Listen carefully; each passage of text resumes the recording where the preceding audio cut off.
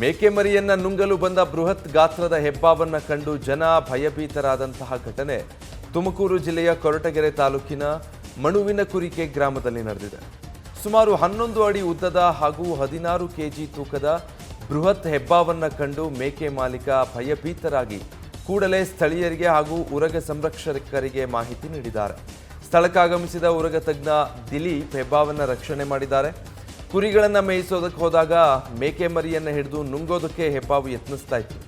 ಇದನ್ನು ಕಂಡ ರೈತ ಸ್ಥಳೀಯರಿಗೆ ತಿಳಿಸಿದ್ದಾನೆ. ಸ್ಥಳೀಯರು ಅಬ್ಬರಕ್ಕೆ ಮೇಕೆ ಮರಿ ಬಿಟ್ಟು ಕತ್ತಾಳೆ ಗಿಡದೊಳಕ್ಕೆ ಸೇರಿದಂತಹ ಹೆಬ್ಬಾವನ್ನ ಸ್ಥಳಕ್ಕೆ ಬಂದ ಉರಗ ಸಂರಕ್ಷಕ ದಿಲೀಪ್ ಅರಣ್ಯ ಅಧಿಕಾರಿಗಳ ಜೊತೆ ಕಾರ್ಯಾಚರಣೆ ನಡೆಸಿ ಹೆಬ್ಬಾವನ್ನ ರಕ್ಷಣೆ ಮಾಡಿದ್ದಾರೆ.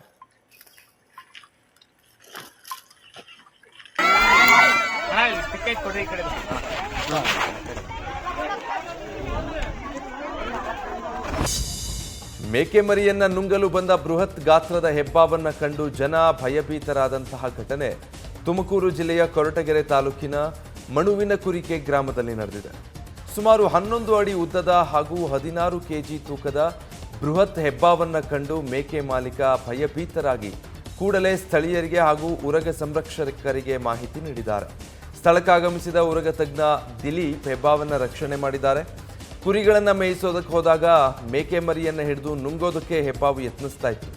ಇದನ್ನು ಕಂಡ ರೈತ ಸ್ಥಳೀಯರಿಗೆ ತಿಳಿಸಿದ್ದಾನೆ. ಸ್ಥಳೀಯರು ಅಬ್ಬರಕ್ಕೆ ಮೇಕೆ ಮರಿ ಬಿಟ್ಟು ಕತ್ತಾಳೆ ಗಿಡದೊಳಕ್ಕೆ ಸೇರಿದಂತಹ ಹೆಬ್ಬಾವನ್ನ ಸ್ಥಳಕ್ಕೆ ಬಂದ ಉರಗ ಸಂರಕ್ಷಕ ದಿಲೀಪ್ ಅರಣ್ಯ ಅಧಿಕಾರಿಗಳ ಜೊತೆ ಕಾರ್ಯಾಚರಣೆ ನಡೆಸಿ ಹೆಬ್ಬಾವನ್ನ ರಕ್ಷಣೆ ಮಾಡಿದ್ದಾರೆ.